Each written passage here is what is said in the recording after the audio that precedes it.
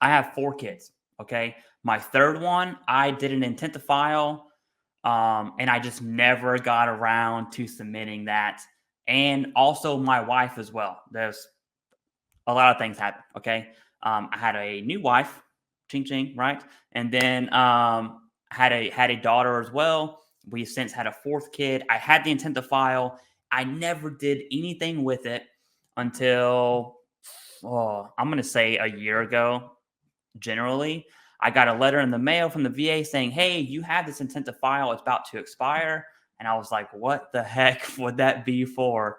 And then I realized, oh, I never did my dependents. And so I was like, you know what? Whatever. I'm going to sit down for 10, 15 minutes, get their social security numbers, get my marriage certificate, upload that. And did it take the VA almost a year to file 2 dependent claims? It did. Is that insane? Yes. I'm not saying it's not. But I had about 2 years of back pay for a spouse and another dependent. And I'm telling you, that back pay was way more than you think it was. I want to say it was almost 4.5 to 5 grand just from that dependence. And so it's like, if you're thinking right now, oh, well, I have dependents, I just haven't gotten around to it. Listen, stop the video. Still listen to the whole thing, okay? Don't do Jason and I like that. Push pause, go log on to va.gov. You can actually call them, and they'll do the dependent claim with you on the phone. That one is a bit annoying. I would just do it online personally and get it done, because there is some serious back pay independence that I think gets overlooked way too much. And there's also that direct hire authority. So outside of the 10-point preference, you can be directly hired on. And so small note here, I was a contractor in my office. If you want to go federal government, contractor's the route, by the way. I was a contractor, a spot opened up.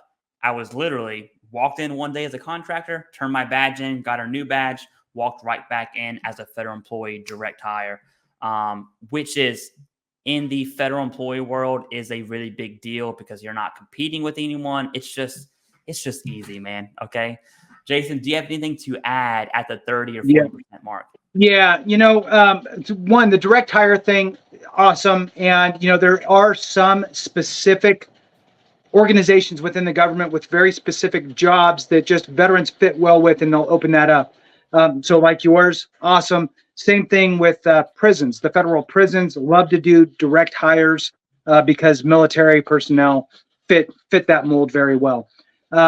So yeah, that's a great one. The other thing that I wanted to throw in there, and I think that this is part of the reason why we're doing this, is not only to give you the awareness that the VA says, but also the little things that are stuck in our brains, right? Mm-hmm. That we can stare and go, you know what? I don't know why they're not talking about this. So how we mentioned DIC, right? Dependency indemnity compensation kind of loops in with any of these, but it's not talked about, right? So again, this benefit that nobody knows about, right? Here's another one. If your condition requires some sort of an orthopedic device or some sort of skin creams or anything like that and damages your clothing, you could be eligible for a clothing allowance that's like $1,000 a year.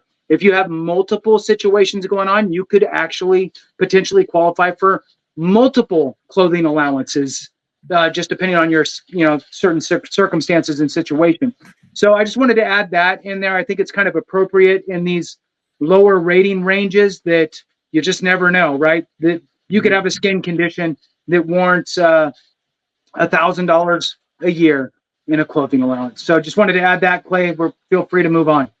Oh yeah, that was, if you've seen our previous videos, probably like 20 episodes ago, I shared that I had a skin condition and I was using creams and it would bleach my clothes. And did I know about the clothing allowance? No, I did not. Okay. So don't be me.